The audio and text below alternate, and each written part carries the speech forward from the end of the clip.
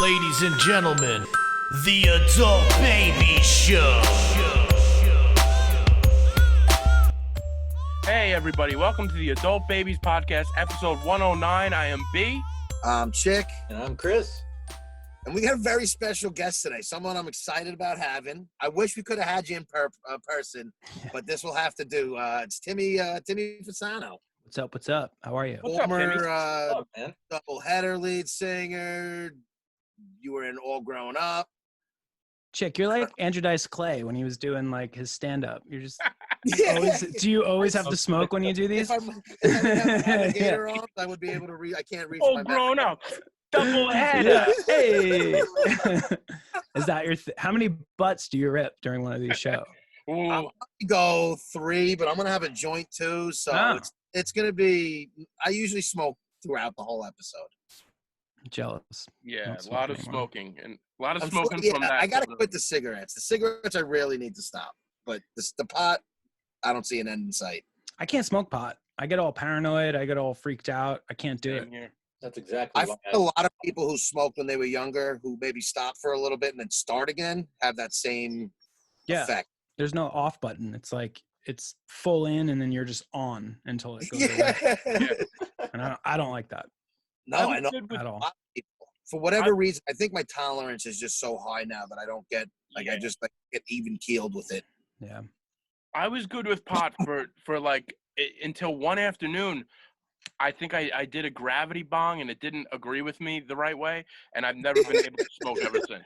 I was like, it just ruined it for me. I couldn't do it anymore. Over. Yeah. I start questioning like my life and like what Yeah. I'm doing, and I don't want to do that. I'd rather live. I do that without pot. Maybe that's why I do that way. way too much, Timmy. I think maybe I should stop because of that. maybe your question. Maybe I'd be able to get a little further. Yeah, you Maybe. should question your life a little bit, Chick. I actually should be. How much Could pot help do you you smoke, Chick? I smoke probably around an eighth a day, roughly. Yeah, I love how I see his eyebrows lift. I smoke a lot. I smoke 2 or 3 joints easily a night. Is an eighth of weed nowadays still the same amount of weed that it was in like the late 90s? Because that's what I'm thinking. The amount thinking, like- is, but the price is different. And the potency. Yeah, that's what I'm saying. The potency. potency. is Oh like- yeah, it's totally. It's Oh, come different with the potency for sure. Yeah, it's definitely different with the potency. I'd say, yeah, I smoke probably because usually an eighth is about 3 or 4 joints or blunts, whatever you want to call them, or whatever you want to smoke. And I usually get about that in a day. But do you smoke like right away? You wake up right away. No, You're no, I smoking weed. actually don't really smoke during the day. During the quarantine, guilty as charged because he there's does a literally 2-mile nothing run to in the morning and then he starts smoking. do. Yeah, no, I try not to do it during the day. I try to stick to it at night after like 7 on. And then I chain smoke my pot, cigarettes, and watch TV and shit. So you're really protecting your lungs, is what you're trying to say. Well, that's why with everything Yeah, going man. on, I really need to rethink my lifestyle. Does it calm you down or so? Like why? Yeah, so no, I much? feel great. I honestly feel great with it, and I'm usually a very angry person, and it does calm me down, and it helps me sleep. I'm not a very good sleeper. Oh, yeah.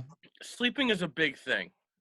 That's just Yeah, and I have the sleep apnea too, but between the two of them, I've been sleeping great since I had the machine and stuff. I look like Darth Vader, but I've totally vouched for it. I love it. Oh, you did that? Did you have to sleep like overnight in a place? Yeah, I had to go to a Ooh. hospital overnight. They stick you with all this fucking you're literally under testing, and so that was uncomfortable.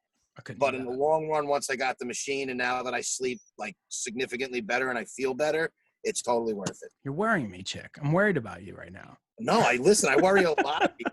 Timmy, worried this about is your health. 9 episodes in. We're worried every single episode that something's gonna happen to him. It's his last. I feel like It's we need. not as bad as it sounds. It always sounds worse. Even when I say it out loud, I'm like, This is an wow. intervention. They brought me Yeah. on for an intervention. Yeah, exactly. There'll be more people joining later. Your mom and dad Before will we be know joining it. us from Florida. It's your life. We're at the capacity, and it's just going to be revolving guests telling me that they really worried about me. We care about you. We Yeah. like you. You're a good person. No, I listen. You know, I'm trying. I got to quit cigarettes. I know that it's time. It's really time. The pot, I got to cut down. I'm not ready to give it up. You ever do like the Nicorette gum? You ever try that or like vaping? I tried the patch and I was smoking on the patch, so that didn't work. That's Dude, not that's good. very dangerous. Well, I didn't do it for long because I realized the patch wasn't working, and I quickly stopped that. I never tried. I'm scared to do the what's that thing that you're supposed to get the dreams from? They have all the commercials for it. You get like crazy bad dreams or like vivid dreams. Acid, LSD. All the commercials for that. I forget Chantix? some Zantac or whatever. No, Chantix. Chantix. Yeah. Zantex, Cantex. What are those Tax? Oh! So, what's the problem? You get a couple of bad dreams. Who cares? No, I'm just like, I don't like taking medications and pills. I know it sounds weird when I'm smoking cigarettes and Chick, pot, if you had a couple of wacky dreams, maybe you'd have something to talk about on the podcast. Yeah. Content, baby. Content. I got to start doing more things for the podcast and content. That's why. Maybe you're just so lazy that you have to rely on your own dreams for experiences. I always wondered, is it hard to do this over and over? Like, do it for so long? Is it hard to do it? Podcast? Like every Yeah. week, Yeah. I can honestly say So we were in a little bit of a rhythm, and doing it by ourselves and having guests here and there make it pretty easy with content. And like when we had lives a little bit going out, you would, things would come up and you would get into shit and, it would make it easy to talk about. This now with the quarantine, it's like, it's very tough. We just don't have anything going on. Nobody's going out. Nobody's doing anything. So there's nothing really to talk about. there's no stories. I stared at the different wall today. Yeah. Yeah. You know what I Another mean? wall. It's like you can only talk about what you did at home for so long before it's like, wow, I'm not even like, you realize just little things going out here and there provide so much more shit to talk about than now. I've been kind of, and I want to say this lightly because it's a pandemic and it's not good, but I've been sort of not enjoying the situation that's going on, but like, I've been enjoying being home. I'm one of those people that I don't have anxiety about doing things, but I'm like, I got to maximize my time. You only get one go at life. And Yeah. do this, I got to do that. And I'm like forced to kind of just calm it down and not have much to do, which has been mentally, for me anyway. I feel like people are going to come out of this worse off or better off, but we all kind of have a choice on how to do that in some cases. So like for me, it's been a little bit just better to. There's definitely aspects of this, stay-at-home lifestyle that I want to maintain afterwards. Like what do you I want to learned to maintain? cook and stuff like Cooking? that. That's right. Yeah. It's actually really enjoyable to cook a meal and then eat it at home for a night. Like I don't have to go out, to Croxley's or whatever and eat dinner. Like I can enjoy a good meal at home that I made, and it's fun. Like the process itself is fun, and that's not something that I never did before this. So Yeah. I don't like cooking. I'm not good at it. I like baking. I can do because baking is like, this is the ingredients, this is how much, this is how long you do it for. Mm-hmm. I'm good with that. Instructions follow, but when it comes to like cooking and you being a little creative and stuff like that, which is weird because I would consider myself a pretty creative person, but when it comes to, you are one of the more creative people I fucking know. That's why I find that interesting. Hey, dude, you are. From your videos, your Facebook and Instagram page. I mean, with the quarantine and you being able to put like all these covers out and all the music I've seen you doing, it's awesome to watch. And it's something better than looking at fucking angry posts or political posts or looking at your own post, you're saying? COVID-19 or my nonsense shit or, whatever it is. It's just, it's a breath of fresh air. But you've been doing this shit before the quarantine. Yeah. With the videos of like, I don't know. What videos, for people that don't know, you're putting out videos of what's going on. Fill me in. Well, your interviewer over here. I was born September 8th, 1981. Okay. Baby. So yeah, Virgo. Which always pissed me off because it was always the first day. I don't know what the first day of school now is. Like in North Carolina versus Long Island, they start way earlier. Yeah.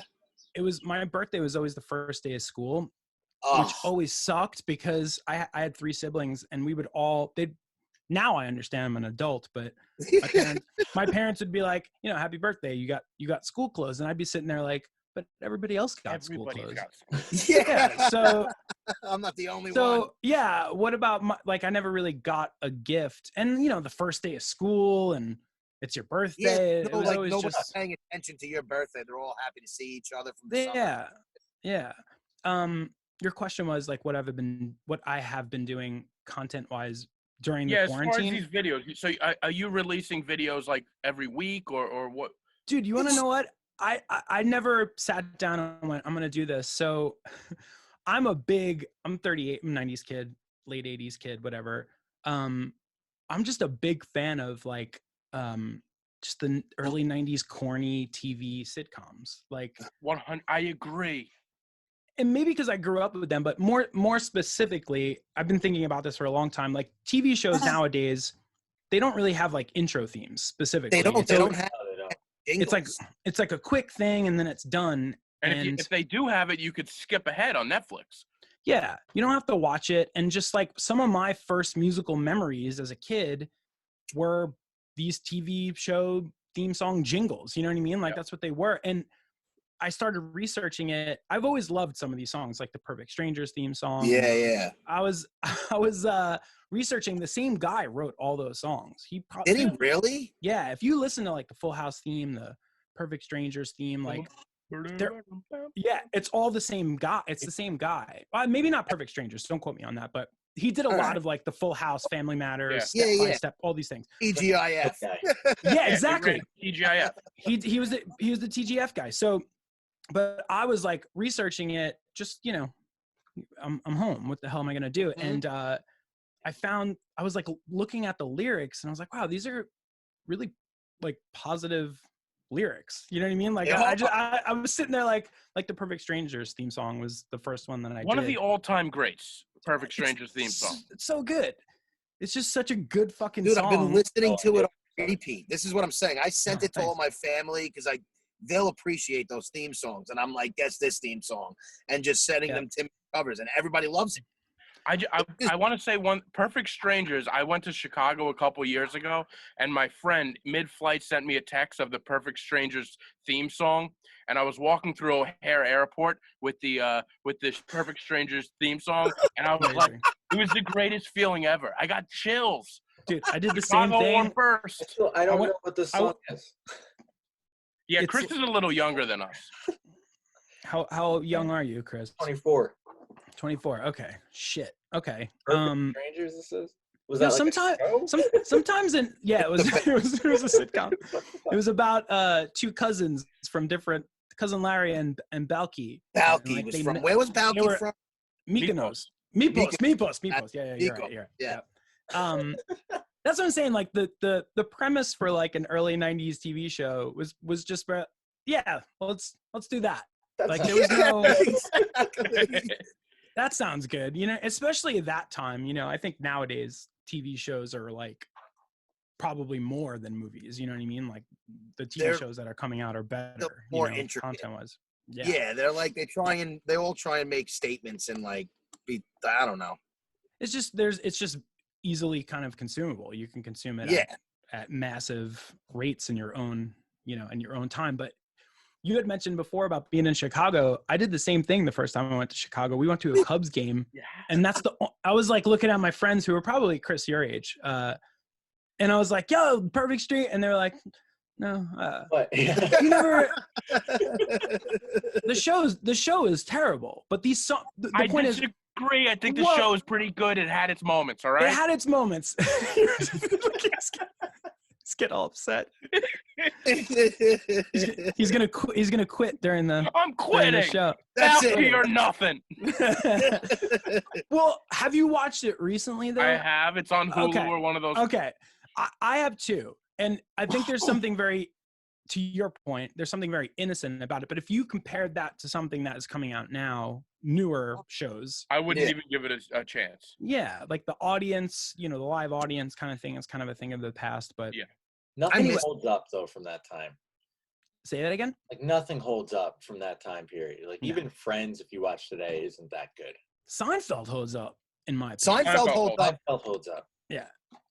That never showed wa- the genius of Jerry Seinfeld and Larry David, though. Yeah. I never watched I never got into Friends though, to this day. To be honest with you, I always watch Friends, but I don't get the hype about it. Like, yeah, it was a good show. I was a fair mainly weather watched Friends it fan. because I thought Jennifer Aniston was fucking a smoke show. Right. Yeah. She still is a smoke show. By the She way, still- she looks the Exactly. same. She does Yeah. look the same. She's still hot. Mm-hmm. So what? But you've been covering these themes, and I fucking love it. Thank you. I appreciate And that. you did the Robin S cover, which that is one of my favorite. I was a huge '90s What cover R&B is that?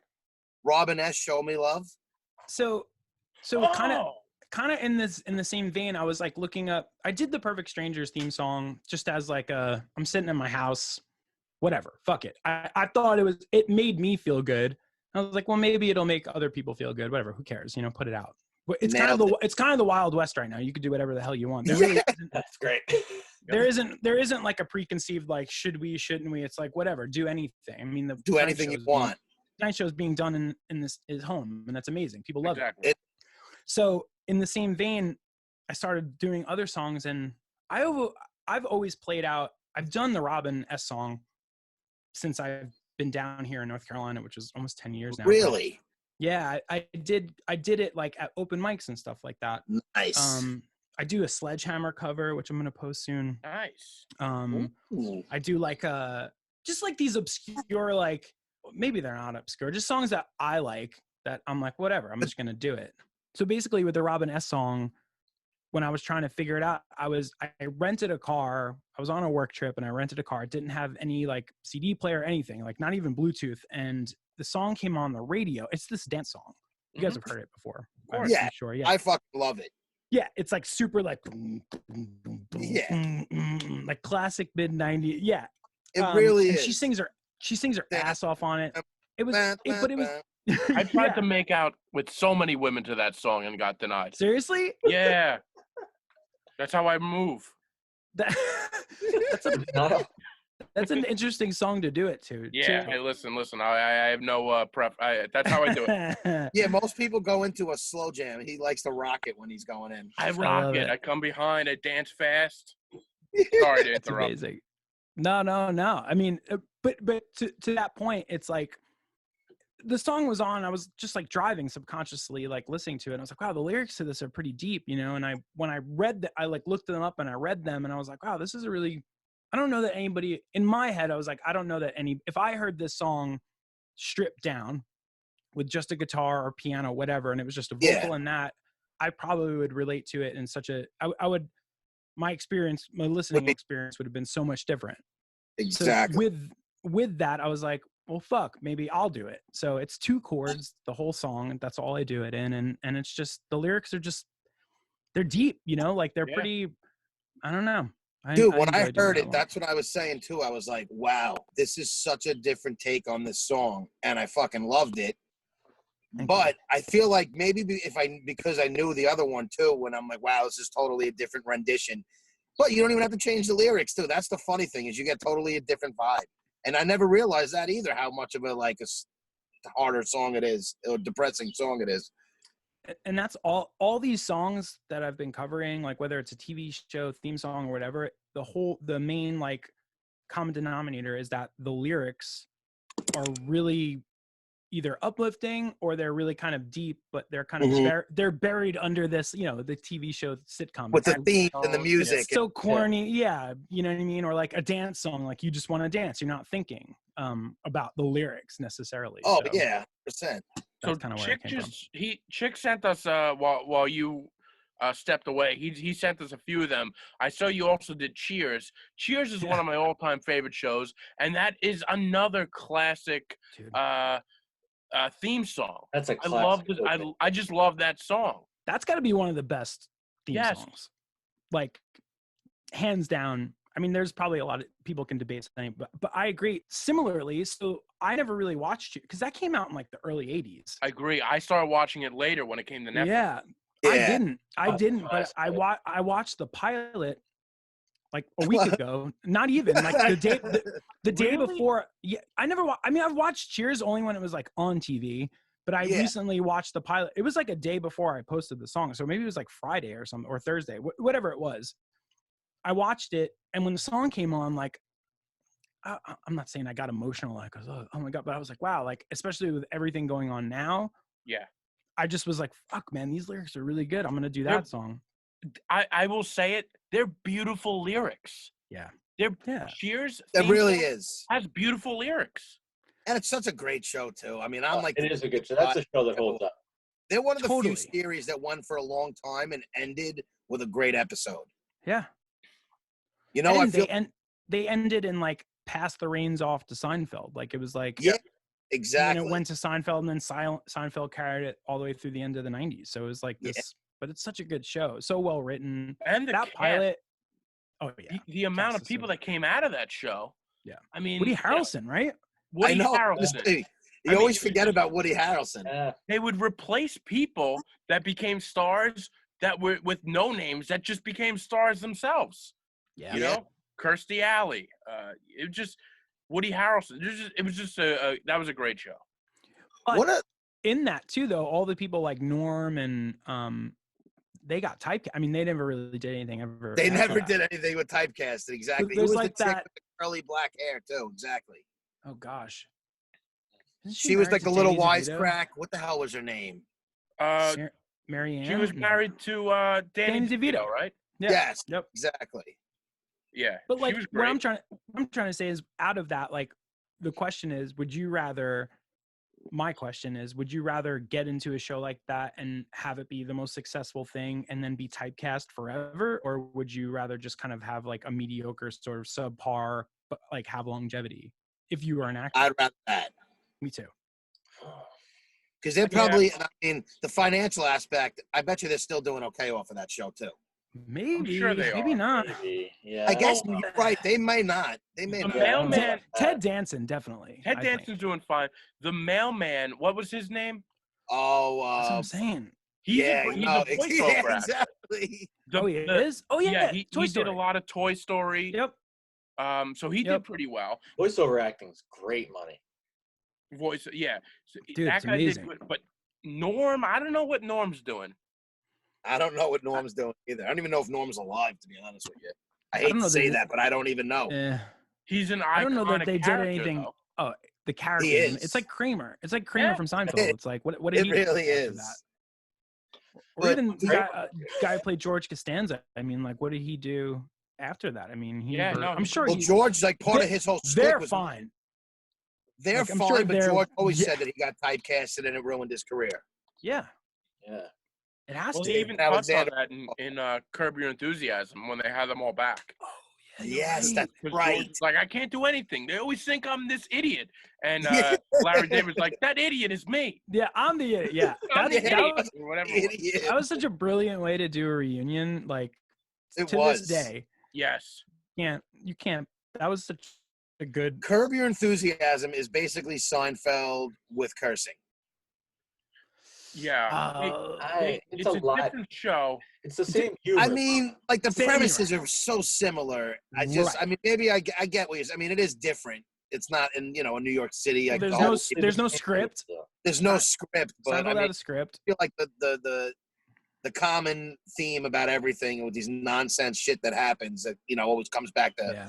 kick somebody in the ass is still an ongoing. Tie-ins. The tie-ins are so. Tie-ins, so good. Seinfeld did tie-ins better than anybody, where they would just where you'd go. It was a show about nothing, but there was 3 different situations happening, and then it would all tie in together. And Curb is very much like that too. Yeah. So Yeah. you can see where his writing style comes from.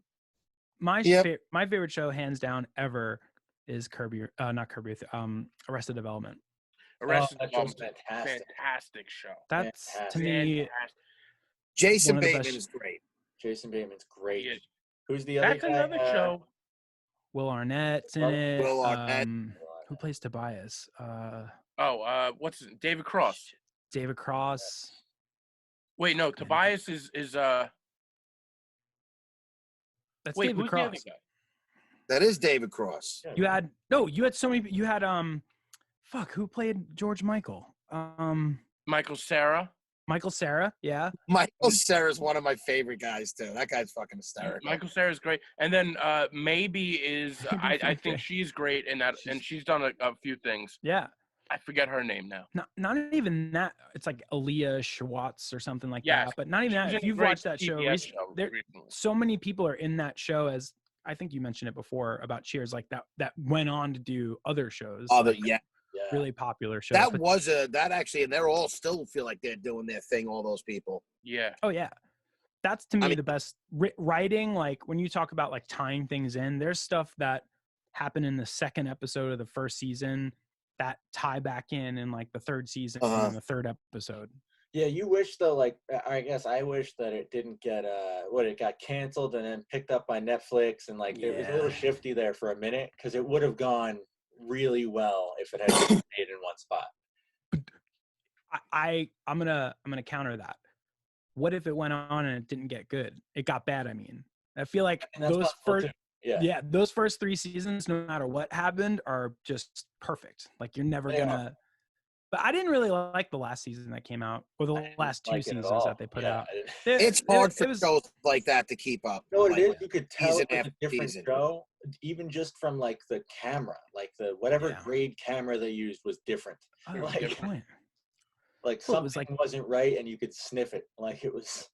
That show came out in like 2003, and then it came back out in 2013. So yeah, that's a Yeah. good, that's a good Yeah. observation. I never even noticed that. I noticed it, but I never like thought it. Consciously thought about it. Yeah. Yeah, out of yeah, it. yeah. Is not to get completely off topic here now, but if you're a performer, how hard is this for you to not be able to perform and have to do it solely on an internet, and instead of having like that rush of being on a stage, it's people typing, which lacks enthusiasm because it's typing, and you can only, heart emojis and praise via the internet. Is not that you're looking for it, but as a performer, isn't that rush like everything? Fuck, chick. That's a pretty deep. It's a deep. Well, because I'm think- thinking is right before this, I was watching all your Rage shows, and I mean, Yeah. one, you're fucking phenomenal, that your Rage cover, and Thank you. it's just, dude, you're an energy guy. Like I've seen you perform so many times, and that's got to be tough because you're still doing it. Yeah.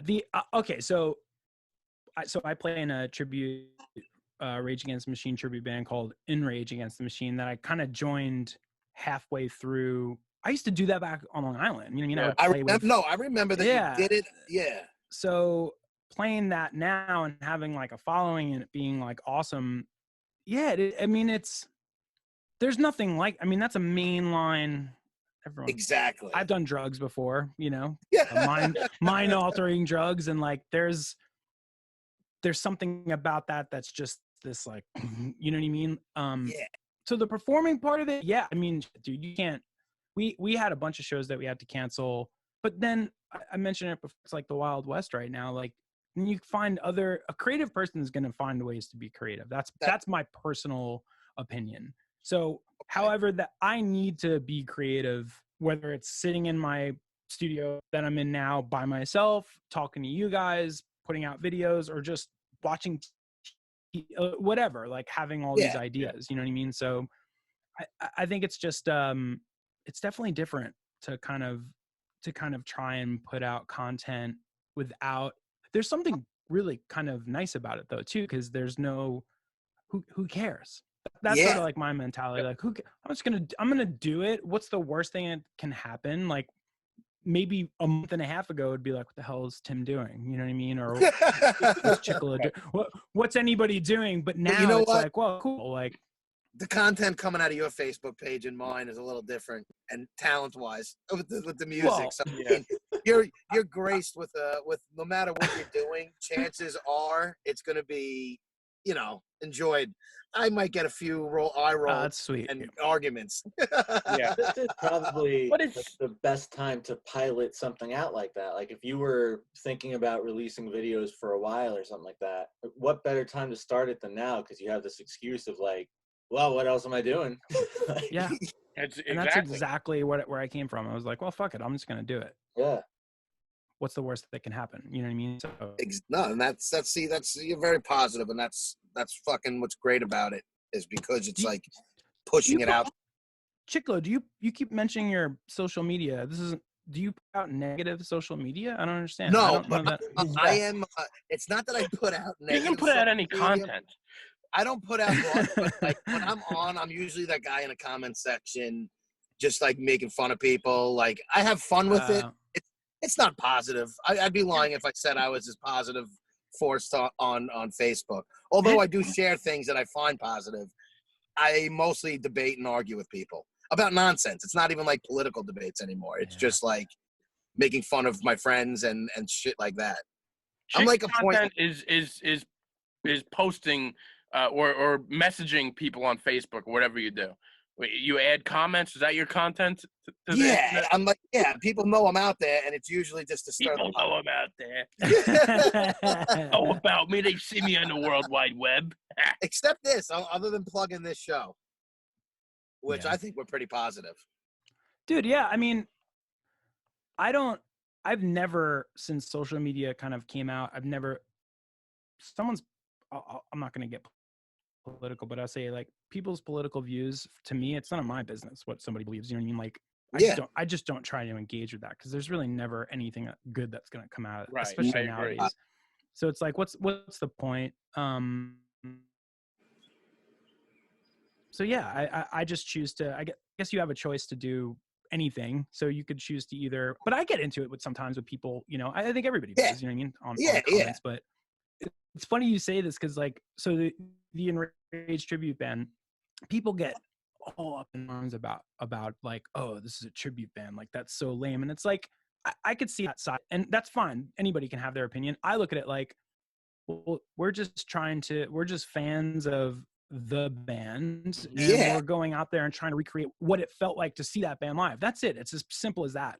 People get all upset and they try and get into fights, and I tend to respond to them to like be like almost understand why and try and change their mind. And 9 out of 10 times people are just angry and they just want to fight. They just want to get that out. They so just I'll want allow them.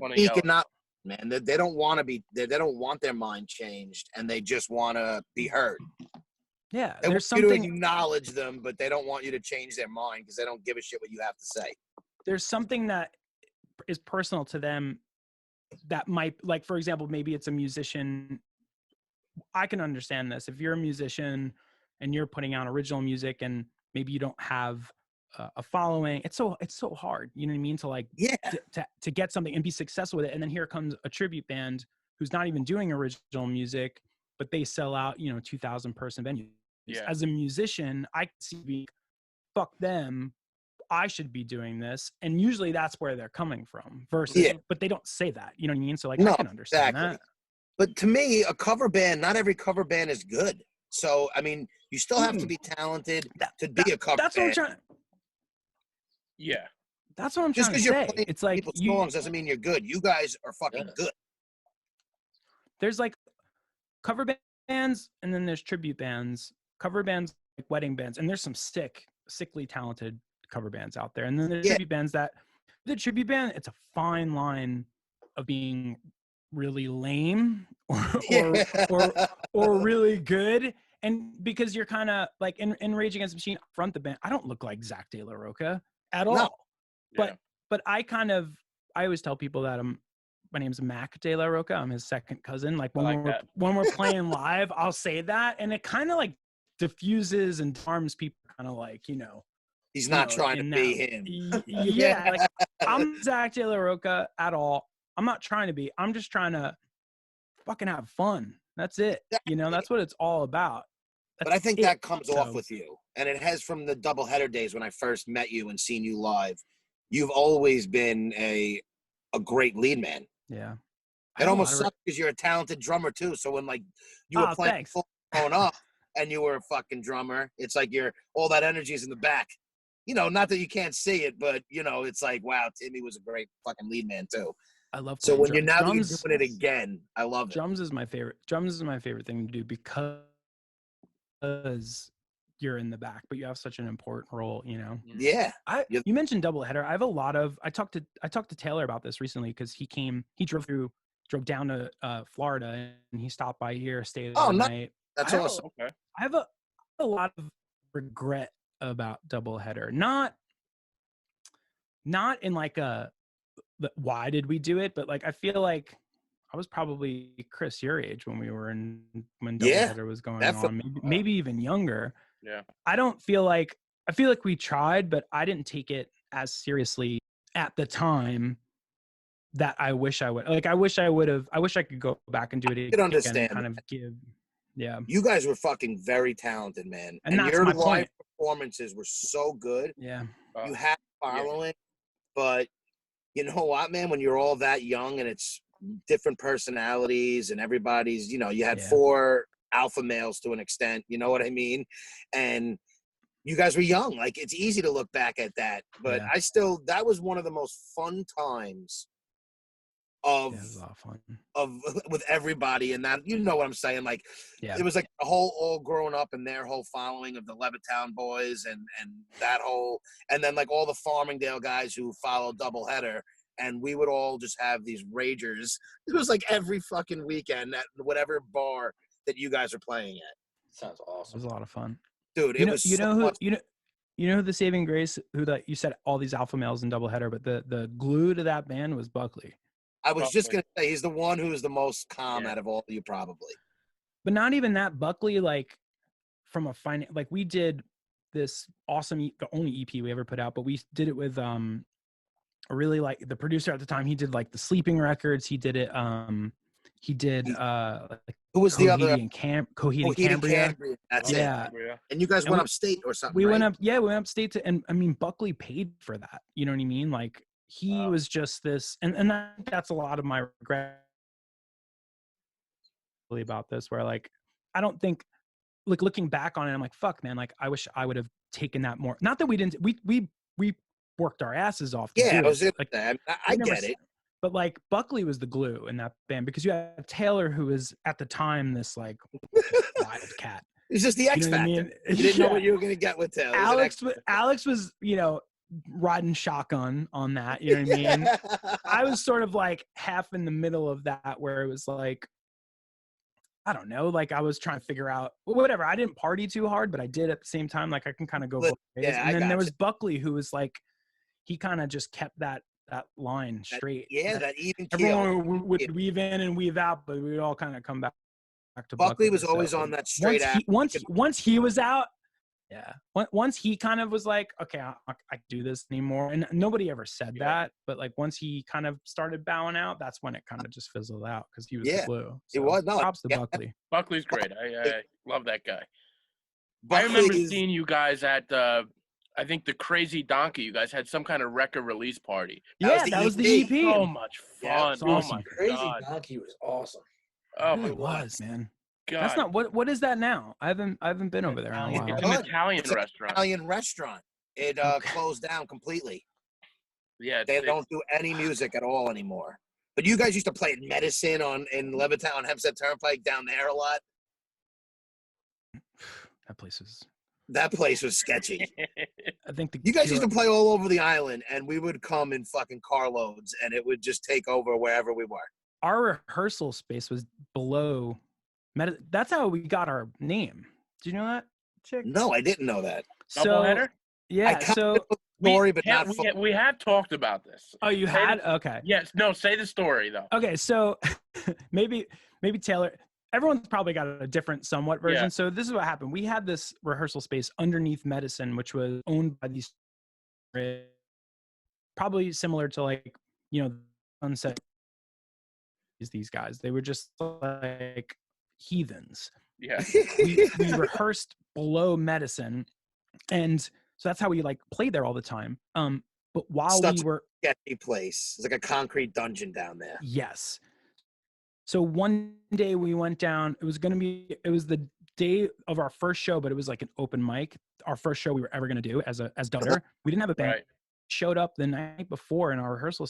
The owners threw like a bachelor party. And there were all these fucking dildos everywhere, condoms, and just all this like sexual paraphernalia. And Alex, McKay picks up this like packaging for a Doubleheader dildo, and like,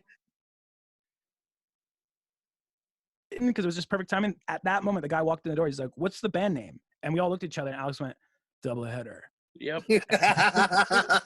That is the exact story that Taylor gave us. That is Yeah. fantastic. And the It was greatest just thing I like- love about that is like you couldn't write that in like if you put No. it together, a movie of some kids putting together a band and they didn't have a name and that's how they came up with it. That's how you would write it. But I think we had the intent to like we were gonna change it. Like I think we were like, okay, yeah, that's fine. And then then it stuck. you know we just never change it. Probably like a lot of like bands Yeah. like Korn. I mean, Right. like there's so many a Yeah. band name is stupid until it becomes something. You know Yeah. what I mean? So Exactly.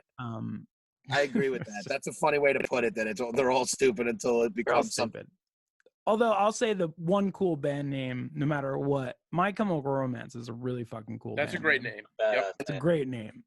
Too bad their You music can't really didn't go stay wrong as with good that. as it was for as long. Like they had what 2 good albums, and then I feel like 3. personally, Dude, I liked the last album they it put out. just It wasn't. I don't know. Maybe it's It's just, my least favorite, but I liked the like aesthetic visually that they kind of put out. I didn't thought that like was it when kind of it cool. came out, but I listened No. to it back when they did Yes. that reunion, and I'm like, oh, it's actually pretty fucking good. Yeah, it was just so. At least they were taking risks and being like, "Fuck it, let's just do something Right. different." yeah, you do whatever. You know, And Not only were they taking risks, they wrote a whole another album after the Black Parade and then just scrapped it. did they really? Yeah, and then they released it after they broke up. It was like, this is what it was gonna be, and it's fucking fantastic. What's it called? Wait, I what don't even- album is? What They album is released that? it as like 5 like singles, but like there's 2 tracks on the singles. Shit, I've never Called even. like I gotta look into that. I never even knew that happened. yeah. If you go on like whatever music app you have, let me just pull up the name of it. It's called like Conventional Yeah. Weapons. Conventional Lies? Yeah, Shit. Weapons. Conventional Conventional. Weapons. All right. Their first check 2 that out. CDs are fucking phenomenal. I wasn't a fan of them until the Black Parade came out. Really? All right. I love that first. Not because like I heard them and didn't like them. I just wasn't. I was, fuck man. I was really into like I was more into like the pop punk kind of stuff at that time. You know what I mean? Like I was still Yep. kind of transitioning out of that. But Yeah. dude, you remember 2004? Like there wasn't Spotify. You know what I mean? Like Oh, yeah. None of there that. was MySpace and like you could find music, but it was easier than it had been in the past. But it still wasn't like you still had We to were like have somebody flooded be with like that check. Long Island sound. Yeah, That's what exactly. everybody had. I Everybody. still listen to that. Different renditions of the same type of music. Yep. But that's why I liked you guys were. I thought you and even All Grown Up was more of like an indie sound, and you guys were more of like a hard. You weren't really emo. I mean, you were, but you weren't. I feel like. I feel like we tried at first. It was like, I'll admit this, it was like a very like Taking Back Sunday kind of thing. You know It's what like I mean? a concept. Yeah. Well, I mean, we just like the whole reason that I even became. Did Taylor ever tell you a story like how I even joined the band? I don't The think so. Hez was a long time ago. So I they were. remember like briefly that you were playing his songs, right? And you were singing them. No, so kind of. They were in Common Ground. So Yeah. I played drums in a band called Studio Stankers, and I met Taylor at Yeah. Five Towns College. Okay. Then we started playing shows together, and then I went to school for recording, so I did Common Ground's record. Like they had 5 songs. I was like, oh, let me record it for you. I remember this now. And Yes. I remember being like, wow, these are such good songs. Like Taylor's such a good songwriter. You know He what I really mean? is. Still It's a- is. And when I was delivering the mixes to them on one of the songs, Volatile, I did it myself, like as a joke. I was like, oh, Yeah. here's the CD. And then on one of them, I replaced his lyrics with me You? singing them. Yeah. But I honestly, like, I didn't have that. My intention wasn't No, like, yeah. oh, let me join this It was band. just I was as just, a, let me mess around. it was just fun. I was like, it would be fun. Like The musician being a musician, man. yeah, it would be funny to like for them to be like, what the hell is this? Anyway, What is it? Yeah. 2 days later, he's like, listen, would you want to start a bit? Like, we think that it sounds really good. Like maybe we could try and write some songs. And I was like, sure. Like I wasn't a front man at all. So, but anyway, like we just started writing songs really quickly, Dude, it came. That's I don't know. I had so much fun watching you guys. That was such a great time of our lives. I feel everybody's life at that time because it was like you have enough responsibility for the most part. Everybody's out of high school. You're not like a little kid. Yeah, but it's still young enough where you don't have a ton of responsibilities. You know, most people moved on with their lives except for me. But but fucking, I mean, like everybody, like it was like a carefree time, and we just had fucking fun, man. Yeah. And it was the center of all that was them in the band. Yeah. 100%. And then, you know, you mentioned like we started off just like not having a blueprint, but towards the end, before we broke up, well, we never really broke up though. We just stopped That's playing. what I was gonna say. It kind of just stopped. I wouldn't. What was the reason why it stopped? Was there a specific reason, or did it just it ran its course? You know, dude, honestly, my take on this, and Buckley and Alex and Taylor might have a completely different. And even Chick has a different take. Yeah, I think it was. I'm interested to hear your take. No, I'll tell you mine.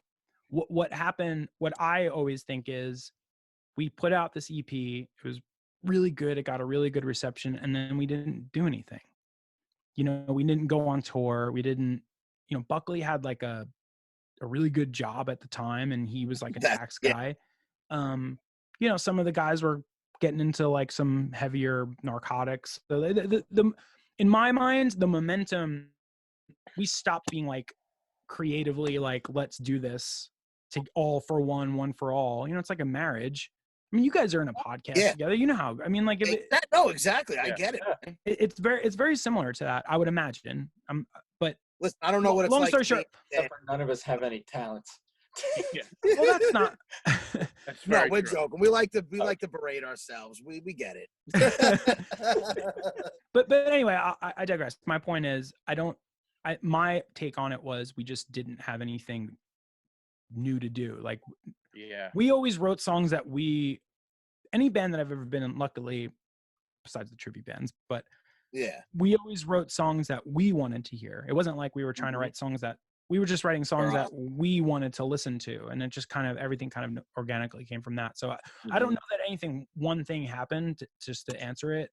But what I do recall was that it just kind of stopped. Like nobody, I said it before, Buckley was the glue. As soon as he stopped being motivated, and I'm not speaking for him, I don't know if he got unmotivated, but as soon as his motivation kind of hit a halt, nobody else had anything to latch onto. He always kind of nobody else. He was the one that would bring everything together. He would push the ball forward. You know what I mean? He would and never in like he never like was like, hey guys, like let's do this. Yeah, that's not he's not that way. He's not that guy. He's not an outspoken guy that's gonna like, listen, this is how we do it. But he'll kind of lead by example, I guess. Or I don't know. He's just an even keel guy. His eyes on the prize. He's having fun, and if he's having fun, he's going to put everything into it. I think once it stops having fun and you have a real life job, you got to make decisions. Yeah. He was very genuine in it. I don't know that I ever like outwardly did this, but I had an ego about it. You know what I mean? I was like, oh, now I'm this front man. I never like put that out there. You know what I mean? But like, there was that, no, I get it. There was that internally, and you know, Taylor was doing his thing, and Alex. I don't know. Buckley, and I'm not, and this is no way I love Buckley. No, thank God. Thank God for him. No, but thank God for him. Like he God bless him too. Cause there's just so many things that I'm thinking about now where I'm like, why did he deal with that? You know what I mean? I don't know how he dealt with all those personalities, but once he stopped pushing that ball forward, that's kind of when it just didn't go forward anymore. You know what I mean? So. No. And I, from an outside perspective, I think after you guys dropped that EP and you had that release party, like any momentum, nothing new was developed really, right? Like, well, no, I mean, you had a couple of songs, but I just mean like the fun, it almost I feel like as you get older, you have to make a decision where it's like, do I put all this time and money into a band that I don't know if all four people are fully vested? Dude, and I would wonder, you guys never had, but I wonder if that's what Buckley sat down and thought, you know what I mean? Again, I'm not, so I hope this isn't coming across. No, I don't think it is at all. Cause you know what? I think Buckley sat down and probably was like, what the, are we going to do this or not? Like Buckley he paid for us to exactly. do It was a that lot of record, like out of his own money, like never asked for anything. Like we were just kind of, and I don't know that we were ungrateful, but I don't ever remember being like grateful to Buckley, like outwardly, like Buckley, dude, thank you so much for doing this. It was just like, he was like, gonna do it. yeah. Well, I think he but- figured, in the long run, it's what's good for the group is good for, could potentially be good. Yeah. And for, Yeah. and Here's what it came down to. At that point that we released the EP, either we were going to go we kind of reached that line where either we were going to hit the road and tour, yep, exactly, tour or nothing. or we weren't. There was nothing that was ever going to kind of progress from there if we didn't tour, and we didn't tour, and that was it. You know, get and to that's a because you certain- had risk. The whole problem is Buckley would have to quit his job. Taylor Yeah. had a job, I think, at the time, and even Alex had a job. I don't know that Taylor had a job. I don't. I was just, man, I'm really thinking. I don't know what Taylor's situation was at that time. But we But could have that's the other toured. thing, We everybody could had have their own we could have part-time toured and still got out there. You know what I mean? Like we could have. Yeah. We could have. I think that's think now that I'm talking to you about this, I feel like that's what I have regret about. Like we didn't really. But you didn't really We tour. didn't really do it. Like They we didn't- never they we did never it, and then really. Yeah, we didn't like really give it a go, and then Well, it just didn't work out. The talent was there, everything was there, and sometimes it takes, as an artist, as a group of people, to be like, I'm just gonna leave everything behind and just focus on this. And What's hard about a we have band? 4 people together, everybody can't Just be on gonna the same say. page. Yeah. It's 4 people that have to make that decision, or 5. Everybody's got however to be many on that. band, and everybody has to make that same commitment, and it's hard. It That's is the thing. hard. We never sat down and talked about this though. That's kind of the That other part of What it. left We is the lack of communication. it was just like we never sat down and said like it's not like God, what do we want to do? It was almost like we won't do anything until it just kind of fizzled and went away. I Yeah. remember we traveled the Falcon, this like Yeah, Winnebago the Falcon, like the thing. fucking Millennium And he- Falcon that Buckley had. Yeah, it was so cool, and like we probably could have. I don't know at the time if that thing was in good shape, but we probably could have went out with that. But I remember we played. That a would have been an show interesting ride for you guys. early 2007. We had a show somewhere where we like traveled to some random place, like to play some like like old school what was that place in Garden City where they used to have shows like the Rec Center kind of. It was like one of Oh, those I things. think I remember Taylor mentioning something like this. Didn't the That band was the break last. then? No, that's a totally different story, dude. Oh my Okay, so God. then I wasn't there for that breakdown. oh, Um, okay, all right. I thought Thankfully and unthankfully, because yeah, it would have been a fun story, but you didn't have to deal with it. Well, we played the show. Long story short, I just remember there was like a collective feeling of like, what are we doing? You know what I mean? It was just kind Yeah. of like one of those things. But when the van broke down, so Taylor came to me and he was like, we booked a show in like South Carolina or something like that. One show. And he's like, we're going to drive down and play the show. And I didn't go, oh, that's not worth it. I'm not going to go. But I had a job at the time. I was a custodial artist at a school. And I was like, well, I don't know if I can get off. And they were like, well, we're going down anyway. They went down, and that's when the van broke down. They were stuck there for like 3 days. I honestly thought you were with them. for that. No, Remember I that was not there. Thankfully, thankfully. Yeah. I'm glad I yeah, was you there don't for have that. to sugarcoat that, bro. Who wants to be stuck there? I felt bad when it happened though, because I was like, fuck, like they were probably sitting there going, fucking Timmy didn't come. Lucky He's so lucky. motherfucker. Why isn't this motherfucker here? You know what I mean? Like we're playing a show without him or a band right now. Like they decided to do that on their own. But Yeah. Oh, that's shit. Yo, man, but you know what? To my whole thing is it's like a shot in the dark either way to get that Yeah. lucky break. And it was great while it lasted. And it you brought me all to still open up, individually put out you know? music, and I still love it, man. When you, Alex, or even Taylor does it sometimes, yeah. when you guys either do those little home videos or whatever and you put out something, it's Yeah. usually fucking a breath of fresh air because you guys were so talented. Dude, So talented. Alex is so fucking good, man. Alex Great really. too. You listen. I watch his videos, and I'm like, this guy is I just. wish I could dude. see him act. I gotta go see him act. I feel bad that I Alex, can't, but he's a Alex- super talented guy. I don't know if Alex ever put this out. This was a couple years ago.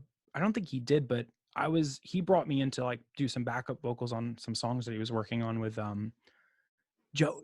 Little Joey, was it his dad in his dad's yeah, studio? his father, yes. His father. He was working with him, and the songs were so good. I just remember them being so good. And He's another, like, I don't know what like, he ever you guys did are with those. all, maybe I throw it around too much as geniuses, but to me, the stuff that you guys do is very, very good. It's Dude. not just like, this kid's he can play the guitar, and you just Everybody was very good. a stupid cover, and like even your own music you play, the covers you guys do. I mean, that's why in that time was so much fun, because you guys used to do that drum thing with AGU too, when you guys would all do the drum finish. Dude, there was just so many great things that you guys used to do back then. That's why I love seeing the videos now. That's the one thing I do. I was saying I regret kind of how Doubleheader, or what we didn't do, but it brought me into All Grown Up. Yes. To play drums, because when actually I wasn't even playing drums. I was like playing you could play the and keys. Well, no, so you were a drummer in All Grown Up, but I wasn't at first. So you were. You were. It's an interesting thing so like, okay, so I did All Grown Up's record, their EP, like while we were kind of playing shows together. Got to know them really well. Such a fucking great. Even now, like Big Sean's been on the show too. Yeah, Big Sean he's been on the podcast. Taylor and Sean were like, genuinely, I'm saying this, are some of my favorite songwriters and lyricists. You know what I mean? Especially Sean, to this day. And I was like, I got to play in a band with them, which was really cool. Sean is an extremely gifted songwriter. Unbelievable, yeah, man. So his songwriting ability, I love it. Yeah. So All Grown Up, Doubleheader was kind of over, but not over. Anyway, because on the EP there was a lot of like keys and shakers and like tambourine. Yeah. Dude, it's actually because of Taylor. Taylor was gonna do it as like to join just as an auxiliary, and an extra sound. Yeah, he quit. I shouldn't even say he quit. He did it once and then he didn't want to do it again. And then I was like, I'll do it. Yeah. And that was some of my fun. That was one of the funnest things I've ever did before. But you supplied vocals too. The backup vocals, yeah. Yeah. Honestly, one of the best things for a musician for me to ever have to do is to have to play you ever try and play a fucking tambourine and a shaker? Oh, dude, it's so hard to do that in a band. Like, you don't realize. Yeah. I had no idea. That was like kind of going back to school, and kind of like figuring out how to like feel shit. But with All Grown Up, I did that for like a year and a half, and then Granelli, the drummer, left. He for whatever reason, you know what I mean? Whatever reason, personal reasons. I just was like, I could play the drums, you know what I mean? And then do that too, guys. We figured it out from there, and it worked out really great. And to this day, I mean, All Grown Up never really broke up, you know what I mean? We always like, there's some songs out there that I've been like pushing Sean on guys that haven't been released, you know what I mean? Yeah, I'm like, I hate you guys for it, because I wish there was some songs that you guys would put out. I'm selfish though. I want like a All Grown Up Doubleheader catalog where I could just finally get all the songs back, because I had a lot of them and I don't know what half of them are. I forget some, and now I'm like, dude, I wish I had all. Are they on Spotify though? But there's like the Doubleheader EP is on Spotify, and only one EP from All Grown Up is on Spotify, and it's their first EP, which is brilliant. Sean and Chris, their guitar playing together is like this, like, I can't even explain it. The way that they play the guitars against each other, but together, has always been something that amazed me. You know what I mean? Like, I thought they were something special too from the get-go. Chris, like, we talk about like unsung heroes. Like, Chris is sort of like the unsung hero of All Grown Up, just because of the things that he does on guitar. Filthy. But it interweaves everything. You know what I mean? Like, obviously Sean's this super, he's just larger than life, literally. Yeah. And writes amazing, because Sean's really like the main contributor to that. You know what I mean? Like, not that he would be like, here's the song, this is how we do it, but it would be like, he'd come in and be like, all right, this cool. Is my vision. I'm going to play this, and then we'd make it our own, but everybody kind of played all instruments. So it'd be like, they'd throw out drum ideas. Well, I didn't never really throw out guitar ideas, but like, it just kind of, that was creatively, that was like, I felt like all the things that I learned being in Doubleheader, and then kind of humbling myself by playing like shaker and tambourine in the band, and then being a drummer in the band. It was like, I was able to kind of It's see it a almost little like bit different. humbling too, being in the back doing that after being the lead singer too. Not like humbling like you needed it, but you know what I mean. No.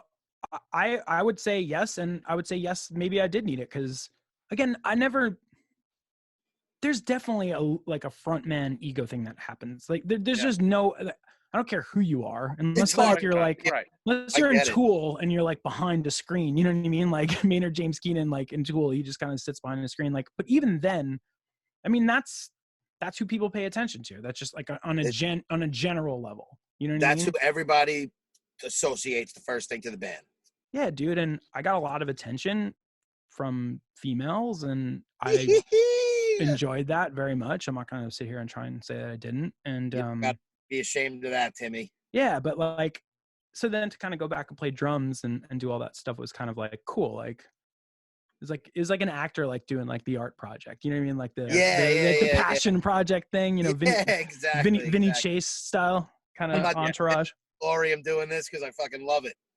But either Mhm. way, I mean, that was, you know what I always loved? How you got Taylor. I mean, Big Sean, who's like 10 feet tall, playing a guitar that looks like a banjo. And then you had Monday, who was like 4 foot tall, playing the bass that looked like it was an oversized, you know what I mean? Yeah. They looked great with that. But then Taylor came in to play bass on. Now Yeah, he's the Taylor bass came player in in to All play Grown the Up. So bass it's kind as of well. like it was very incestuous in a weird way. You know what I mean? That's Like, because that's what was great about it. You guys were all such good friends. Everything interweaved. Like it was seamless, I feel like, in that regard. There's definitely a brothership that comes like me and Sean, Taylor, and Chris will text but Taylor came down here to visit. I haven't seen him in years. Like he came and was like nothing, you know what I mean? He was picked right back up. There's definitely something that happens in that. Yeah. Just being in a band with people, you know what I mean? Why'd you move to North Carolina? Where are you? Carolina?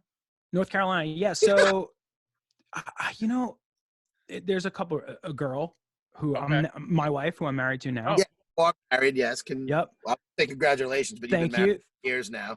Well, we kind of eloped. We didn't really like have like a wedding. But I got but I had a job. I was just kind of done with New York too. I feel like I want to say this lightly because I love New York and I miss it so much. You know what I mean? Like I miss the ocean. I miss the city. But I was like almost 30 and I was just like, you know, I haven't really, I don't know. I just was like the energy. I was just ready to do something new. I know a few people who've done that, man, and they blossomed. Yeah. But then I immediately regretted it. Like there was a good where I lived down here where I just every week I was like, I gotta move back. Cause like, have you ever tried to make friends in your 30s? You know what I mean? Like you acquire your friends over time as you grow up. Yeah, I'm losing it. It's great. But like, so to be an adult and like in a new city, like I really had to like make friends. You know what I mean? Like put yourself out there. Like, man, maybe we want to get together and like, hard. Yeah. But the music scene down here is fucking awesome. And that's how I kind of got back into it. So you got yourself right into the music scene, you know, fairly early when you were in there? Yep.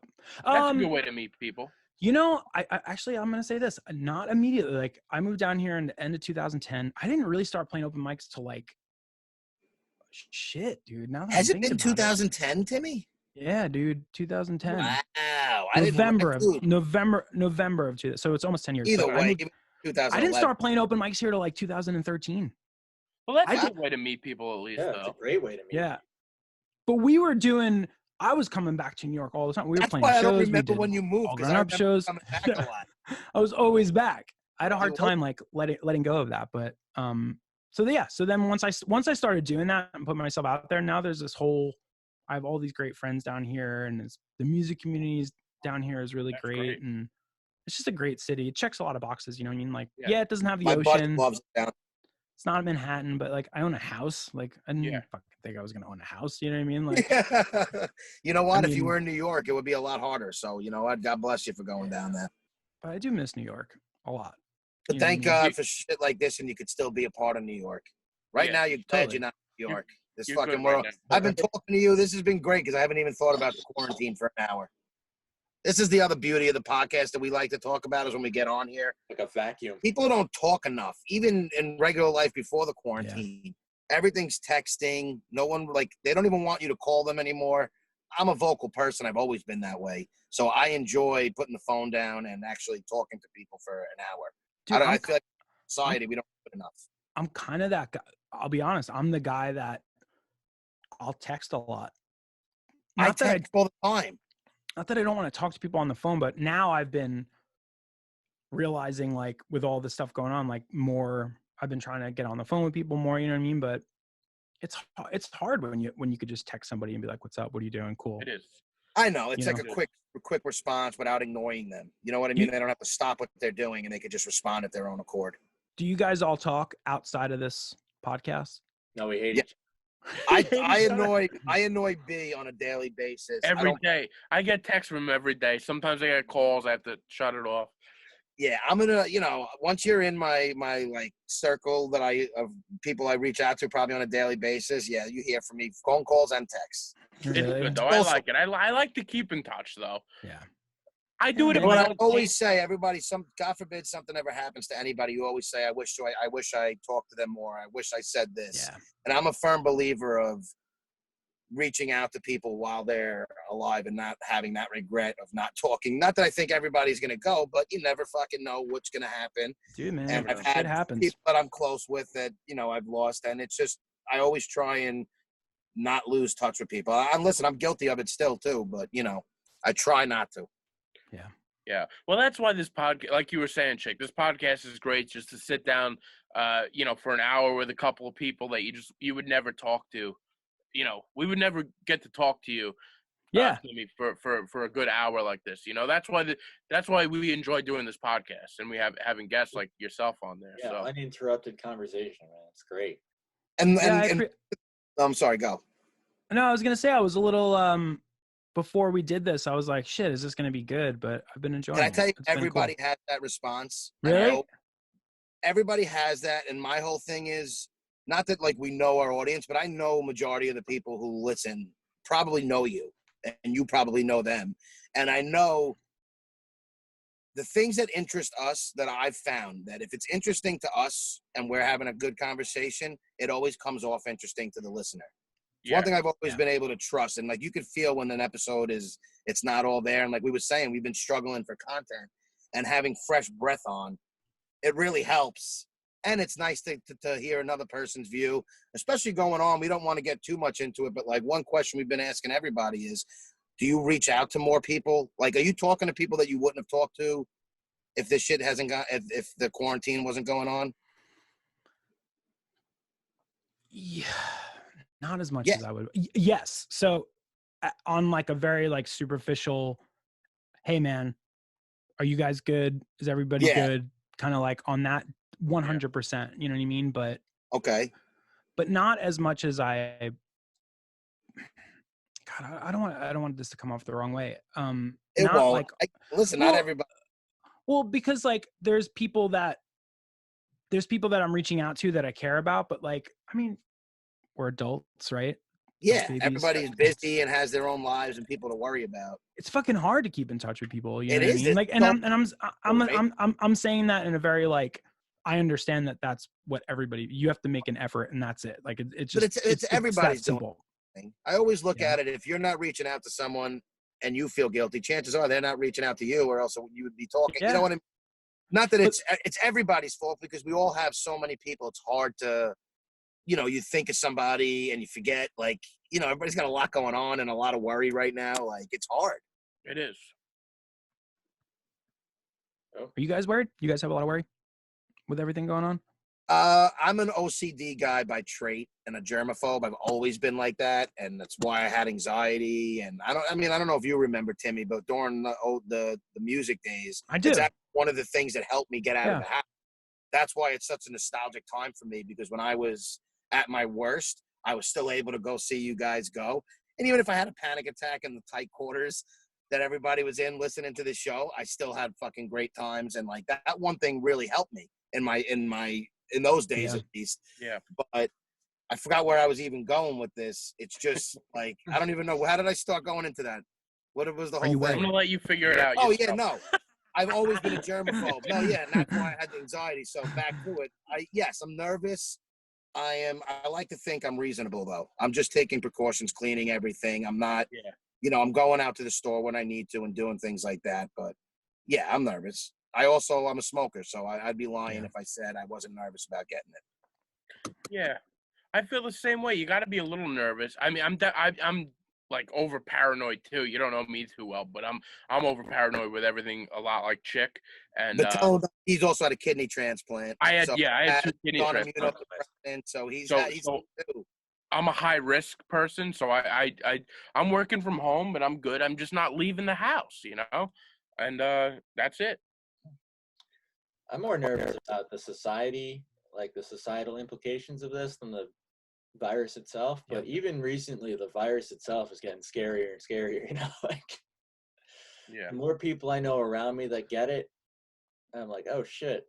I think that's what really scared me too, was when I talked to the nurses that I know who were in these hospitals in New York, and like people that I know firsthand, and they're like, this shit is bad and it's scary and it's not good.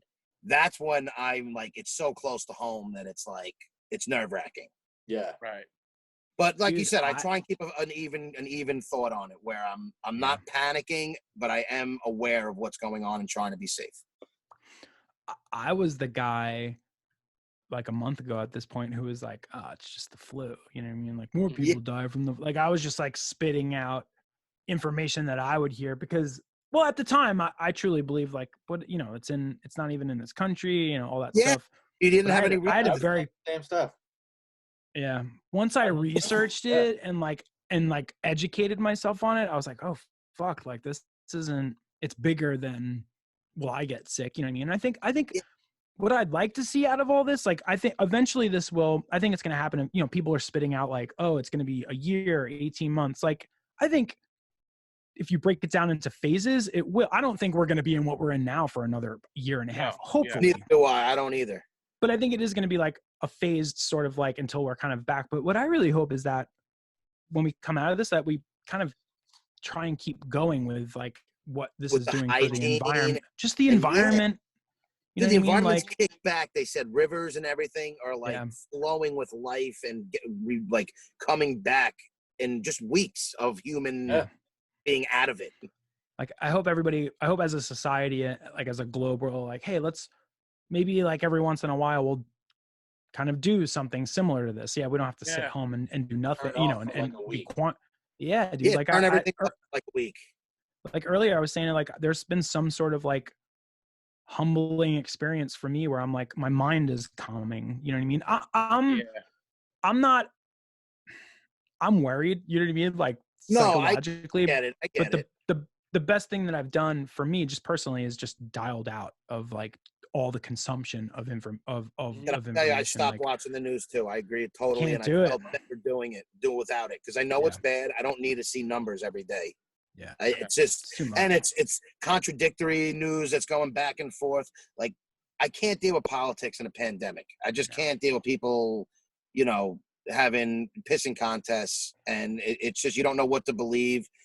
I agree. I think it's going to be a lingering thing, but I hope for once as a society we can maybe learn from a mistake and actually really try and prevent it instead of throwing a Band-Aid on it.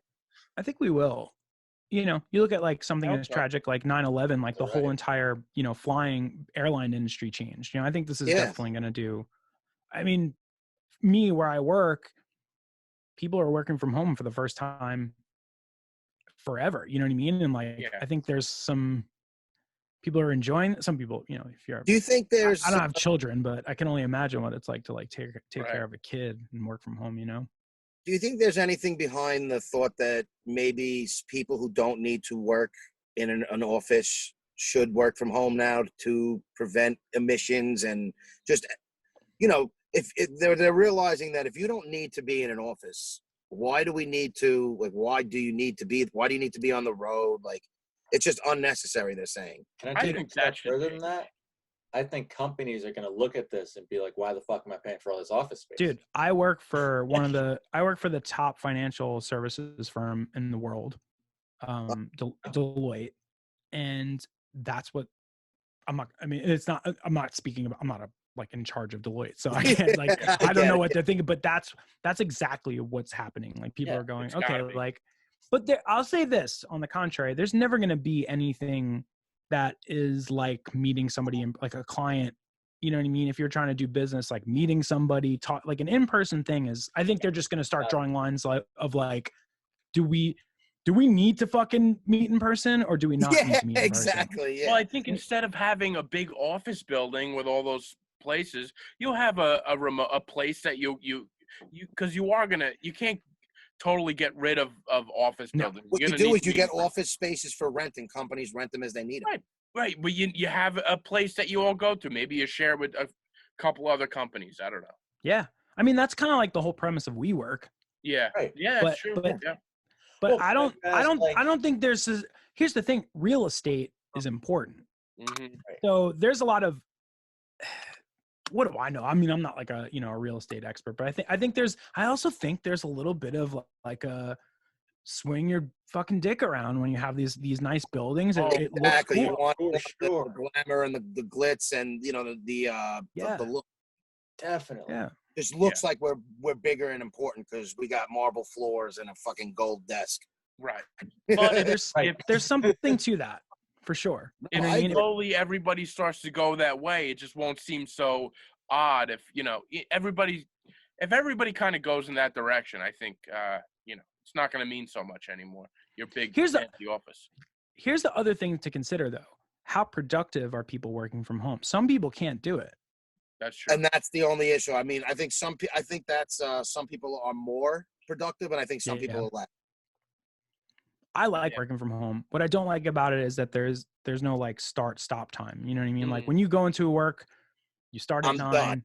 you're done I at check. 5. Yeah, whatever. Like working from home, it's like, oh, it's 7:30. Like, oh, I'll check my email. You know what I mean? See But what's that's going on. also It's you though. No, can't you still get the work done that you need in that still time period? totally. But I'm just saying, like, for example, if this was work right now, right, and it was 8:30 on the dot. If I was in the office, I'd be like, yeah, I'd be like, peace out. Right. But if someone was like, hey, this email just came in, can you answer it? I'd be like, sure. Like maybe I'll stay 15 minutes later. Who cares? I'm home. You know what I mean? Like, Yeah, you don't have to worry about traffic. Once you're done, you're done. That's what I'm It just- having a tough time getting used to is the schedule, because I have a little bit of work. I could do my work in the morning, and then I get it all done, and then there's some more in the afternoon. I could do that too. Yeah. So there's no like set schedule. So that I kind of get that, where it's like, yeah, I could work for a few hours in the morning, and then I get stuck answering emails later on in the day, and I feel like a lot of people do that. That's Dude, generally how I do it, man. I'm like a morning worker strong, and then I'm like shot after. you 4. kind of Like- coast out. Yeah. I'm the opposite. I like not the total opposite. I like to ease into my morning. I'm like you, Timmy. Yeah, we Yeah. know, chick. Chip still What a eats into his day. surprise. I just got into my day 2 Yeah. hours. He's been he's been easing into his first day of work since 1995. I miss the 90s. Good time. But yeah, no, everybody's got a different work style from home. So yeah, everybody's different, I guess. I don't know. Dude, so I've been working from home since like 2012. Yeah. So I run the video conferencing team, which has recently become like the virtual meetings team. So for me, it's been more, thankfully, like I'm very thankful about this, but work has been crazier than it's ever been because everybody's trying to go virtual. You know what I mean? And Yeah, man. but I find that there's a certain level of bringing your work home that's not healthy. You know what I Yeah. mean? Like There's got to be a constant- fair between work and your personal life. Yeah. Yeah. And I think You don't have that you shut mentioned off time, like you said. nope. And Brendan, you were saying it before about being productive. There's people that the ability to work from home, but they go into the office because they need that, and They need they're that, yeah. struggling working from home right now. Where it's Yeah. like, it's just they can't. There's just a line that they just either you are or you aren't. I feel like it's that. Yeah. So I think companies are going to look at what they can. It's a money thing too. People are going. It's all going to be about the bottom Yeah. line. As long as it Yeah. doesn't hurt the bottom line, they'll Yeah. cut it where they can. Yeah, definitely. That'll be interesting to see where it all goes. What do you do, Yeah, I'm Brendan? curious. What do you do for I work? So I actually work for a meat company, like a Okay. meat market, a butcher place. But I used to deliver meat and my whole job switched. Now I'm just working on a spreadsheet all day. So Yeah. calling people, just scheduling deliveries Nice. and stuff like that. So it's Hey man, a little people need different for food. me. I like being out on the road, but I'm not hating this right now. Yeah, dude. There's a lot of good to it. You know what I mean? Like There is. I'm in my studio, my recording studio, but it's Mhm. also my office. That's Christopher Walken. I want to get to see that, yeah. Get to to you playing a you- track soon. Oh yeah, I'll play a song. As long as you're able to, right? Or no? Oh yeah, dude. Give it a shot. Yeah. Yeah. I mean, I have my can you hear that? Yep. Ooh, Yeah, I have my whole I have everything hooked oh, up. it sounds good. I mean, I don't guess Ooh. you can hear us, but it sounds good on our end. Good. So we'll go. We'll lead out with a nice little song. Yeah, dude. What do you guys know have what any requests or Listen, I'd love to I was- hear the "Show Me Love." To be honest with you. Oh really? But in light of what we talked about, I have no problem hearing any of the covers that you, B or Chris, whatever they like the theme songs. I feel like show me. I'm way into the Perfect Strangers one, but you know, whatever you want to do. Honestly. Okay. What do you Do feel? Perfect Cool. Strange. Dude, I love the Growing Pains theme. That's my Growing- favorite. Oh wait, That's the my growing, favorite one. That's my favorite one. the growing pains is the one you did in the beginning of the week or last week. It's I think it was the second one I did. Like show me Yeah. that smile again. Yes, that yes. that My favorite one, bro. that That's to my me favorite one. more than any. I mean, Cheers. I watched Growing Pains more than I watched Cheers as a kid. Me But too. Cheer- Yeah. But I'm saying like when you talk about a classic like TV show theme song, Cheers is to me like Well, just the Cheers is benchmark. like Classic. there's yeah. Cheers and then there's everything else. So I agree. when I get to the everything else, Growing Pains to me is like one of the most. I don't know, man. That's one of the most nostalgic things. Alan Thicke wrote that song. I don't know Yeah. if you guys No, knew he that. didn't. I didn't know Alan Yeah. Thicke. By the way, Alan Yeah. Thicke had his own album out called Oh, yeah. Thick. The name So, of it was Alan- Thick, funny Thick of story- the funny- Night. I love Christopher Walken, by the way. Timmy, what were you gonna say? I was gonna say it's a funny. We're talking about Alan Thicke, Robin Thicke. So this is my friend John William Codling. He's an artist in Manhattan. Oh, He's done. Awesome. That's like where he got like really famous doing. But he does. Oh. He did. If you look up the album cover to Love After War, it's a Robin Thicke album. Oh, He- okay. It's I'm actually going to pull it up because you could just tell that it's his painting, but it's just a funny story that it's just kind of a connecting theme. I'm such a huge Walken fan, though. Whenever I see it, too, I love that you have the Walken in the background. It's a Yeah, so I great grew up book. in, are you guys Farmingdale? Is everybody Farmingdale here? Chris is Massapequa with me and Massapequa? Victor Farmingdale. So like being from Levittown, which was like, so John Codling is one of my good friends I grew up with. He's from Levittown, but I always feel like people ask me about Levittown. I feel like Farmingdale is very similar to this, but Levittown is like it was like a failed government experiment, in my opinion, because It literally they was, took they took all of these World War II veterans, these men, stuck them in one place, these emotionally damaged, war-torn men, stuck Yep. them in like millions of square feet, and we're like, cool, like procreate, multiply, have kids, stay in this town, have kids, and then their kids went to Vietnam, and then Yeah. then there was my generation. So it was like this, like it was like this, like middle class, like fucking degenerate kids, with nothing. There was no Everybody's got internet. Hey, Yeah, there's no internet. You know what I mean? There was nothing like that. Sorry, I'm trying to pull this Right. up. So anyway, John's from Levittown, so I became close with him. But he's an artist, and he painted that for me. we're on YouTube, too, so anybody who watches or listens on YouTube. Yeah, John William Yeah, I think that'll Codling, work. super. He's just like a very successful artist, super creative, like does like Pharrell, like he's just close to That's that. awesome. Super, Yeah. super. He's out there, but in like the most beautiful way. So, But Yeah, that's usually, though, they're some of the most talented people. yeah. But I was getting to this because I'll do Growing Pains because that's what I would want to do. Yeah. That's the message I would want to send put out there. But he's friends with Robin Thicke, really close with Robin Thicke. So when I did that cover, he sent it to him, and Oh wow, I got a note from him just being like, "Hey, that was really cool. I enjoyed that." I was like, "Sweet." that's That's awesome. That's pretty cool, man. Robin Thicke. Yeah. That's pretty cool. Not through me. Like he didn't like get my name like, Yeah, "Hey yeah. man, that's right." Just through me. You know Yeah, what I that's mean? awesome. Fuck, I wish I had like internet right now. I'd show you this. Just to show. Well, you could probably look it up anyway. Robin Thicke's album "Love After War." It's the same. It's just. Hey, you know what? Let me see. It's just Robin Thicke, but it's the same like thing. He did the cover for that. But hey, before we get to your songs, one thing I like to do in this show, B, and I didn't do it last week. Look at that. By the way, that's incredible. Oh, yeah, that's really cool. Yeah, that's it. Oh wow, that is. Yeah. I love the black and white. Like that's like it's a style too. You know, he's just got like that kind of style. That's awesome, dude. That's really good. But there was a couple movies that I wanted to recommend. Oh, and these are chicks picks, Tim, and I do these every week. The rap thing for chicks? No, I'm gonna do it right before.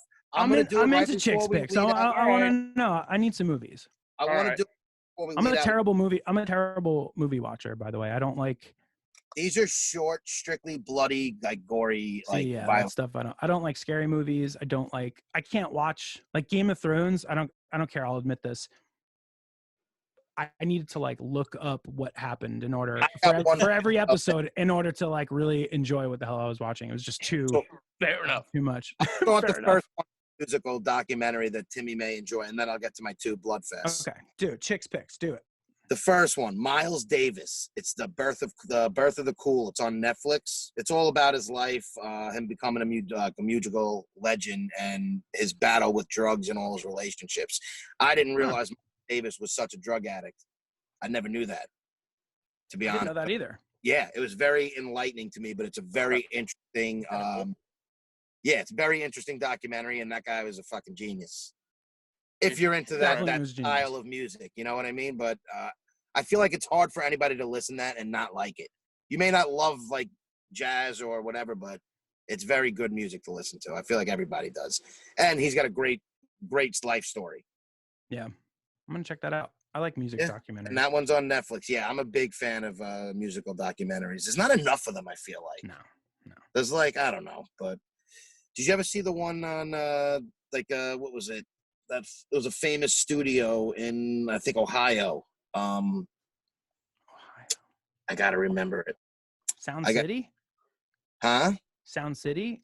Yes. That was L.A. That was, Dave no, Grohl did it. Not Sound City. Muscle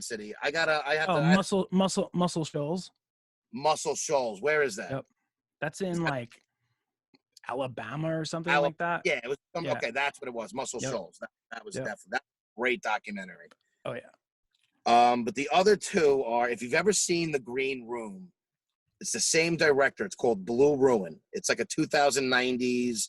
It's about a son whose parents were murdered, and then the man convicted gets released from jail, and one of the sons seeks revenge, and it's a very good. Was it Blue Ruin?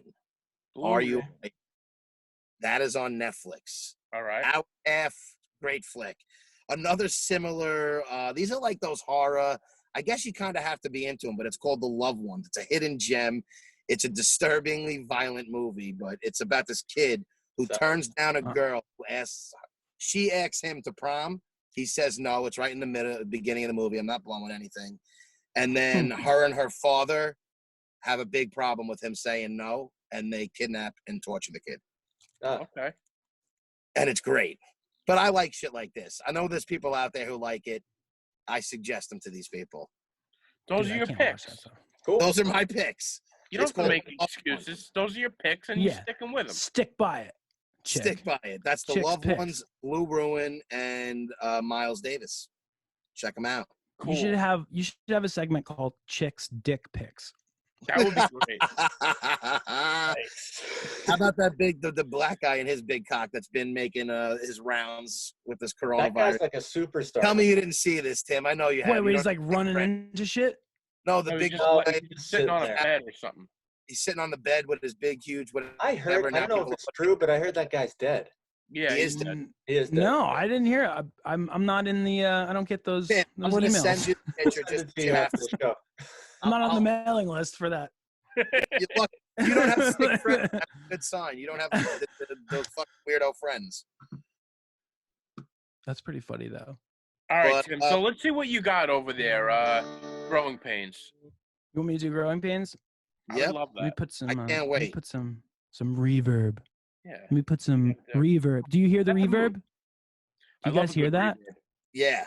Sweet. Do you how long does it take you to make these up? Like how long does it take you to finish this? So Pretty quickly. You know, I was thinking about putting out because you do these, and if you mess up, you stop. But yeah. but like everyone that I put out is live. Like it's a full take, but it's Yeah, not it's not like I came up, did it once, and then that was it. But That's what I figured. I was That's thinking why about I'm I was thinking curious. about putting out like the outtakes because like you get pretty, you mentioned it before. I forgot to talk about it, but it's weird that I have reverb on my voice when I'm saying this. But hello. But what I was gonna say is you like you're performing to nobody, so there's Yeah. no there's no so it's like interaction. you Right. start you're not feeling anything off of like a reaction. So like if you think you mess up, you stop. But I've been thinking about putting out like the outtakes because you get That'll pretty probably be funny. Yeah, Yep. man. On the scenes. it's just like me being like and then be like fuck. And then I'm sitting there for like 20 seconds just like okay, like talking to myself, you know what I mean, because you forget that you're recording. So it's pretty funny, but I have to remember how to play it. Cool. Does this sound good? All Yeah, it actually does sound Does Great. sound good. right, cool. So I'm this is the nervous about this, and it sounds a lot better than I theme thought. song to grow. Well, I have it. I'm picturing the Seaver family walking out on that front lawn right now. Yeah, taking that picture. You know what I mean? Yeah. It's just especially now, and that's why I did that song specifically. It's just the lyrics are just They're fucking yeah. right on. All right, cool. Here we go. This is Growing Pains theme.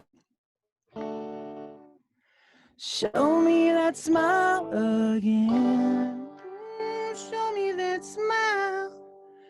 Don't waste another minute on your crying. We're nowhere near the end. Near. The best is ready to begin. See, I messed up. See, let me do it again. Can I That's do it why again? we have you live. Yeah. I love it. That's why By the way, you're the I- only one that noticed that. I didn't notice I that. didn't notice See, I noticed it. Yep. See what I'm saying? Like that's what I'm trying to say. So it's like these weird things. Hold on. Best is ready to be. There we go. Okay, cool. I'm gonna do it again. All right. Here we go. Like it never We're happened. ready. This is the Growing Pains theme. It's hard not to laugh when I'm doing like all the. It's hard not to Hang sing on, here it is. along. I Yeah, want yeah. to sing along, but I'd ruin it. Yeah. You could no. you could mime. You could mime. I- Yeah. All right. Your car and shut up. Witness protection program over there. All right, here we go. It's the Growing Pains theme song. Show me that smile again. Show me that smile. Don't waste another minute on your crying. We're nowhere near the end. We're near. The best is ready to begin. Ooh, ooh.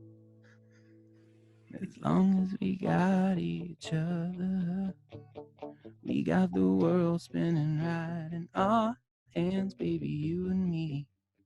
We gotta be the luckiest dreamers who never quit dreaming. As long as we keep on giving, we can take anything that comes our way, baby, rain or shine, all the time. We got each other, sharing the laughter and love. I mean, like, how do you go wrong with that? You know, that song can't is just go so wrong. That was great, man. good. That Thank you is a very much. beautiful song. It's It so is a good. beautiful song, That was beautifully sung. It's a great rendition. I love it. Thank you. Appreciate that. That was fantastic. This is the first musical performance we've ever had in 109 episodes. Seriously? Yeah. Yeah. One. Yeah. Nobody is We able would- to be able to get it together like that. we don't know. We haven't really figured out how to have someone, because like when we normally do it in person, where are we going to put somebody? Like we never really thought to just have someone come with a guitar and play it into the mic. So we never really thought we'd be able to do it. To Oh. be honest. Well, it's probably helpful that if I did that like through my computer audio, like I have like a whole elaborate like recording setup here. So I just know, Yeah, I just linked it in. You know what I mean? Yeah. So, but yeah, that'd be cool. You guys should do that. That would be cool. I think That- we're I gonna thought you start guys something did there. that though. I don't know why I thought. Listen, you guys we did always that. even talked about it with Taylor, and like, you know how Taylor's a perfectionist too with the sound and everything. Yeah. Yes, I do. Sean sang a song, but it never made it. I don't think. Oh, really? Is that right? Am I right? Am I No, thinking not something? right about that. Sean didn't even have Sean didn't have anything. Oh no, he didn't. I We don't just know why. bullshit about a lot of stuff with Sean. Like we talked That's about right. similar stories, but more of the AGU stuff and that side of But it. Sean came in. He was live with you guys, right? He was Yeah, live. Yeah, came in. this is when we were able to see people in person. We Yeah. haven't done a remote episode. Like all of the episodes we did prior to this were people coming in. That's why it was hard to get some people. And Yeah. now we've actually been reaching out to people who are like, listen, we're doing it over like a stream anyway. We might as well get people who we wouldn't normally be able to get who are around. It's Yeah, definitely you gotta take advantage of the opportunities, right? Like Yeah, kind of. definitely. Yeah. And You we've talk- just been plugging out shows because people are home. So it's nice to have a nice musical guest, man. I loved it. Thanks, man. Yeah, that was Thank great. you. dude. Yeah, that was You know- really fantastic. Thank you so much. Anytime. This has been a lot of fun. But you said before about like perfectionists and stuff like that. I think that's the one thing that is not good for creative people right now. And that's something that I'm kind of the same way. I'll be honest with you. Yeah. But now, because it's like I said before, like the Wild West, like I'm like, fuck it. Mhm. You just got to do it. Who cares? Gotta do it. Just do To be honest anything. with you, I mean, I guess it's when you're doing it, you want to sound perfect or, as good as perfect can be. But everybody Perfect is boring though. Yeah, that's what I was gonna say. Sometimes the rawness of something, just doing it live, whether it's perfect or not, is just like it's something to be said about it. I always love live performances. I don't even mind if you guys like play it with me messing up and then playing. I don't care. You know what I mean? I find that it's humanizing to be like, oh, Right. okay, cool. Like He's Yeah. human. He's not He's everything human. is like, yeah. He's this- human, guys. It also He's human. shows the practice behind it, that it just doesn't come so natural where it's like, oh, this kid just picked up a guitar, sang a song, and did it on the first try. you know what's funny, man? You know how much time it's not like I just like maybe for other people it's a little bit easier, but I mean, the Cheers song took me like 2 days to learn that. Yeah. Wow.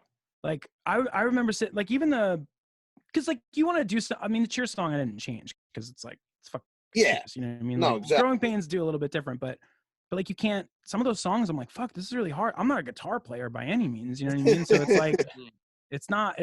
I remember my wife must have heard me doing like the intro to Cheers. I didn't even do the intro. The intro to Cheers is like what is it? Right? Yeah. Yeah. Even right there is impressive to us. What's up? Even that little is impressive to me. But that's like the best intro. But when I did the version of it, I couldn't do that live. I couldn't Really? like get it on the recording. No, so I had to do like a.